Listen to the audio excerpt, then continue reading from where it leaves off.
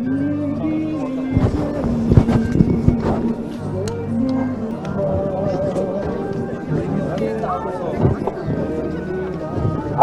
ջան, այս ապօրինի բռնաճնշումները խոսում են միայն այս իշխանությունների վախերի մասին,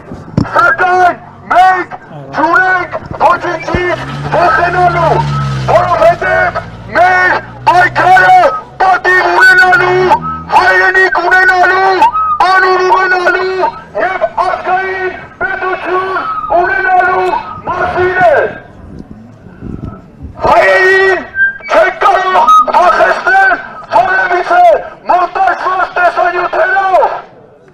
Մենք Հայաստանի Հանրապետության քաղաքացիներն ենք, իսկ Հայաստանի Հանրապետության քաղաքացիները